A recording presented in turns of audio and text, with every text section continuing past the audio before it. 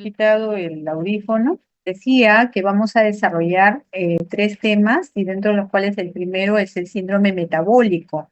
El síndrome metabólico es un cuadro muy frecuente que va a ser prevalente y además es responsable de muchas enfermedades que hoy en día son causas de morbos y mortalidad a nivel mundial. La prevalencia está alrededor del 30% si nosotros consideramos solamente a la edad, pero si nosotros consideramos con respecto a la presencia en relación al género y a la etnia, entonces esta puede superar el 40% y fundamentalmente estar concentrado en la población de Latinoamérica. Estamos hablando de México y algunos países sudamericanos que tienen un alto índice de obesidad y sobre todo por el tipo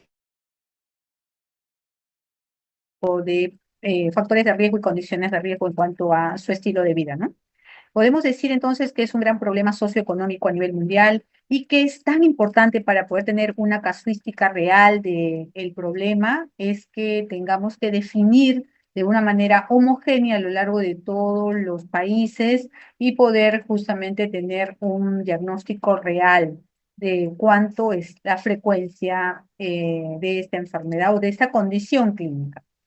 Otra valoración que es importante tenerle en cuenta es que cuál es el impacto que tiene el tener más componentes del síndrome metabólico con respecto a la aparición de enfermedades, ¿no? Cuanto más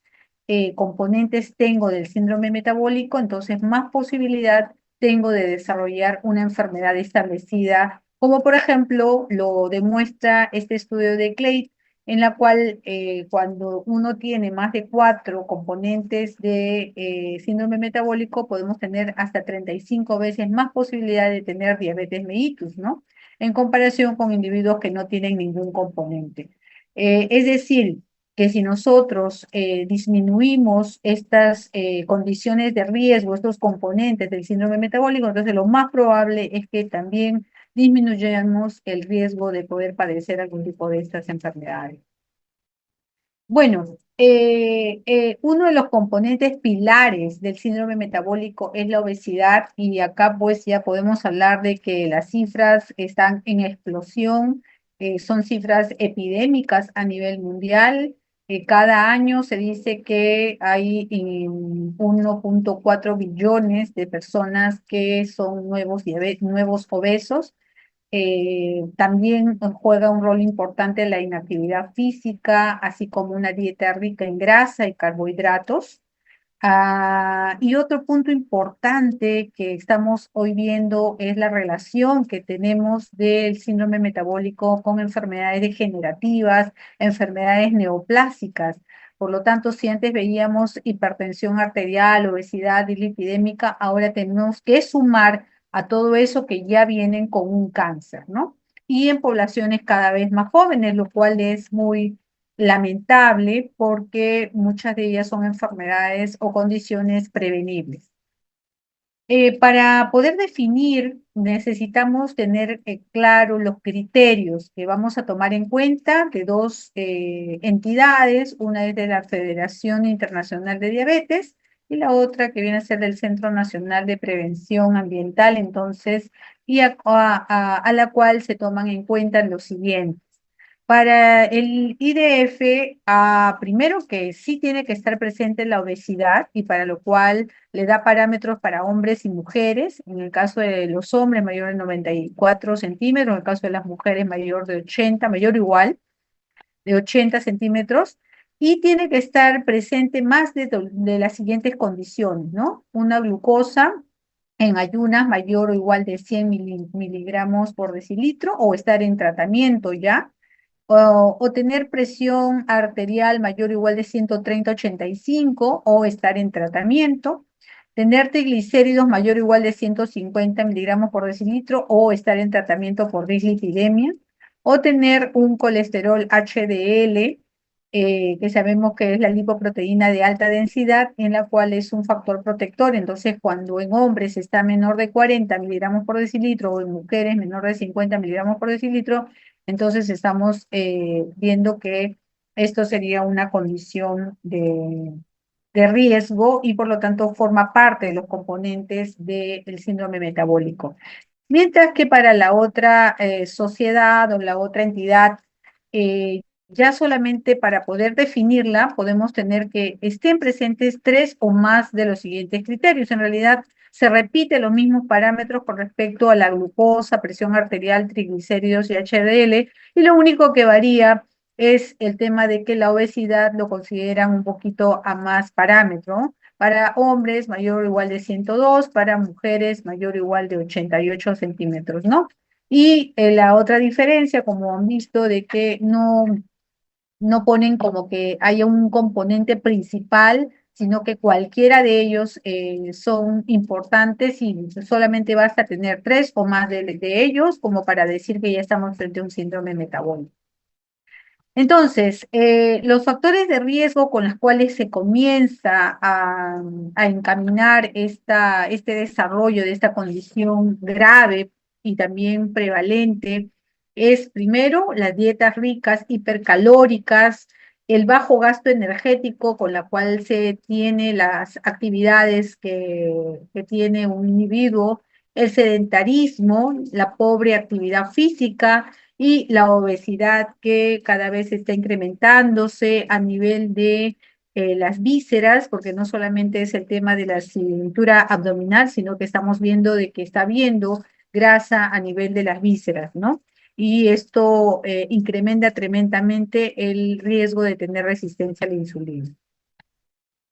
¿Qué es importante tomar en cuenta en la historia clínica? Primero, tener los antecedentes, ¿no? Antecedentes de factores o condiciones genéticas en relación a predisposición en la familia de manera ascendente, o también importante las condiciones de la familia en cuanto a hábitos comunes que puedan estar, digamos, presentes. Entonces, con respecto a el tipo de alimentación, el tipo de actividad física, el tipo de ocupación que presenta, entonces todos estos datos, los hábitos nocivos, van a ayudar a perfilar los grupos de riesgo. Si es que el paciente también tiene alguna condición con respecto a que ya hay expresión de sintomatología en relación a mayor condición de riesgo metabólico, como por ejemplo no solamente el tipo de alimentación, sino factores emocionales, factores que conllevan a la hipertensión arterial, el consumo de algunos medicamentos que van a condicionar o el consumo de unos drogas o alcohol también pues predispone a estas condiciones, ¿no? Por lo tanto, el interrogatorio va en búsqueda, uno, de buscar estos factores y segundo, también de valorar la clínica, si ya hay expresión en la sintomatología de que se pueda estar dando estos eventos, ¿no? Por lo tanto, abordar cómo está el tema de síntomas de la hipertensión, abordar si hay síntomas o condiciones de riesgo de dislipidemia, abordar si es que hay síntomas en relación a que ya el paciente está teniendo un incremento de peso progresivo, abordar si el paciente tiene, digamos, alguna condición de resistencia a la insulina, algunos cambios hormonales, algunos cambios de síndrome de ovario poliquístico, es decir, algunas condiciones que me dicen que este paciente podría tener alguna condición o predisposición, o también de manera precoz síntomas de hiperglicemia, ¿no? Como la poliuria, polidipsia, polifagia. Definir los componentes del síndrome metabólico es también señalar que todos estos están de alguna manera involucrados, interrelacionados, están dando vueltas alrededor de manera bidireccional con la resistencia a la insulina, ¿no? Sabemos la importancia del consumo del tabaco, la obesidad, la hipertensión, la diabetes, el sedentarismo y la dislipidemia con relación a la resistencia a la insulina. Las rutas metabólicas que se dan con mayor oxidación, con mayor producción de reactantes oxidativos, con mayor disfunción endotelial, con mayor aterogénesis, con mayor predisposición a agotar prácticamente los receptores o la expresión de los receptores a nivel de las células beta del páncreas. Entonces, tienen algo en común denominador que evidentemente le da esa bidireccionalidad con respecto a la resistencia a la insulina. ¿Qué otros elementos es importante que se tiene que tomar en cuenta, además de las rutas metabólicas conocidas? Es justamente de que es un factor pretrombótico, protrombótico, y esto en relación a que hay un aumento del inhibidor del activador del plasminógeno y que esto le da una condición de mayores complicaciones a nivel cardiovascular, cerebrovascular, porque un síndrome metabólico puede ocasionar de que haya esta, no solamente favorecer la aterogénesis, sino también los eventos trombóticos que ocurren muchas veces en conjunto. Y eso también se da por el aumento del fibrinógeno, por el aumento del factor de von Willebrand. La disfunción endotelial se puede expresar por el incremento de la microalbuminuria. El evento proinflamatorio se puede expresar por la hiperferritinemia y también el tema de la mayor disfunción endotelial, justamente que se da por varios factores relacionados con respecto a las rutas metabólicas, ¿no? Entonces, por lo tanto, todo va a conllevar a que ese endotelio sea mucho más propenso a tener mayor disfunción de órganos, dentro de las cuales la que más se afecta viene a ser el músculo, el hígado, el páncreas. ¿Y cuáles son estas condiciones que también van a predisponer a resistencia a la insulina, pero de alguna manera abordado desde grupos de factores de riesgo? Por ejemplo, condiciones fisiológicas, algunos cambios en la pubertad desde el punto de vista hormonal, desde el punto de vista de predisposición genética, desde el punto de vista de factores comunes de hábitos con respecto a la familia. En el embarazo, por ejemplo, una diabetes gestacional también sería un factor adicional que podría conllevar más adelante a un síndrome metabólico. Algunas condiciones en las cuales se mantenga reposo en cama prolongado, dietas altas ricas en grasa. En cuanto a las condiciones metabólicas, pues ya si es que hay una diabetes mellitus establecida, tipo 1, tipo 2, donde haya cuadros de obesidad, desnutrición, hiperuricemia, hipoglicemias inducidas por la insulina, consumo de alcohol en exceso también son predisponentes. En cuanto a condiciones endocrinas, podríamos decir de que todos los factores que son hormonas contrarreguladoras a la insulina también van a favorecer justamente este tipo de eventos, como por ejemplo la acromegalia, el feocromocitoma, el síndrome de Cushing, la tirotoxicosis, el hipotiroidismo y la condición de la acantosis nigricans. Y en el caso de condiciones no endocrinas, podemos decir un paciente que tiene una uremia crónica, hipertensión arterial, la esteatosis hepática y que conlleva una cirrosis hepática, algunas enfermedades inflamatorias crónicas de tipo autoinmune como la artritis reumatoide, traumas, quemaduras, sepsis, cirugías, caquexias, medicamentos como beta bloqueadores, suicidas, tabaquismo y por supuesto los síndromes genéticos que también predisponen a esta resistencia a la insulina. Entonces, los cuadros de obesidad, intolerancia a la glucosa, la hipertensión y los factores relacionados a las lipoproteínas, como la lipoproteína de alta densidad, cuando está disminuida, o los triglicéridos cuando están aumentados, en conjunto, van a predisponer a eventos de morbimortalidad a nivel cardiovascular y cerebrovascular, ¿no? Entonces, por lo tanto, son el grueso, la gruesa cifra que nosotros tenemos, está justamente el trasfondo de estos eventos que nosotros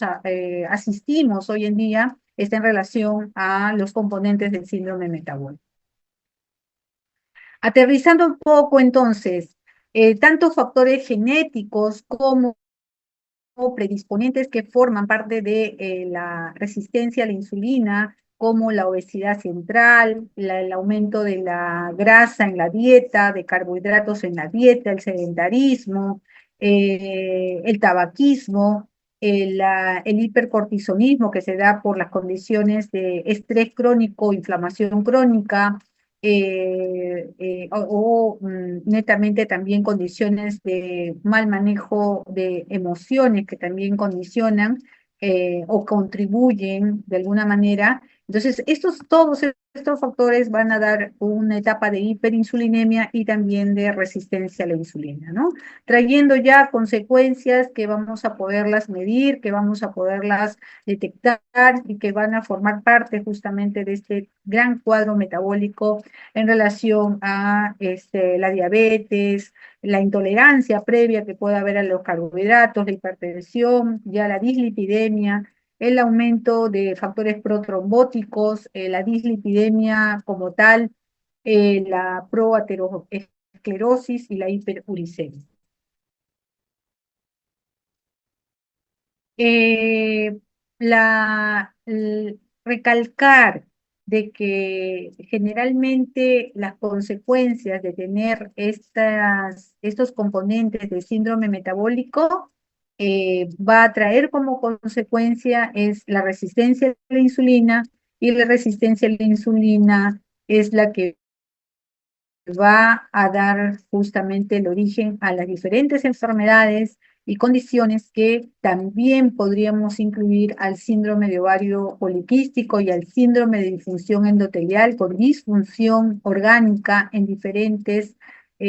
sistemas. Por lo tanto, no es solamente un tema de hipertensión y diabetes, no es solamente un tema de que son los dos grandes, digamos, pilares, sino hay otras condiciones que por más que, digamos, no sean los más conocidos, pero que son problemas y son de mucha, digamos, preocupación por los pacientes y que están en relación directa con el síndrome metabólico, ¿no? Paciente que, por ejemplo, tiene una esteatosis hepática, un hígado graso, un paciente que tiene el síndrome de ovario poliquístico, en la cual se va a expresar por el tipo de este aspecto, no solamente por las alteraciones menstruales, sino porque el paciente comienza a tener acné, hirsutismo, comienza a tener algunos estigmas en la piel, en su facie, en el tema del índice de masa corporal. Entonces, es un problema para ellos, es un problema que hay que, digamos, detectarlo a tiempo y por lo tanto orientarle adecuadamente.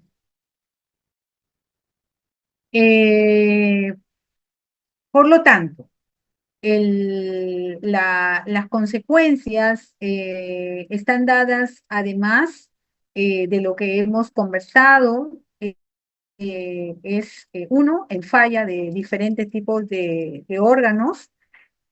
pero fundamentalmente la falla a nivel de las células beta con agotamiento de los mediadores y de la expresión de los receptores y por lo tanto provocando la hiperinsulinemia y la resistencia a la insulina, la hipertensión arterial, la hipercoagulabilidad o la protrombosis que hay en estos cuadros, el aceleramiento de la aterosclerosis, la disminución del efecto vasodilatador del óxido nítrico, el aumento de la proliferación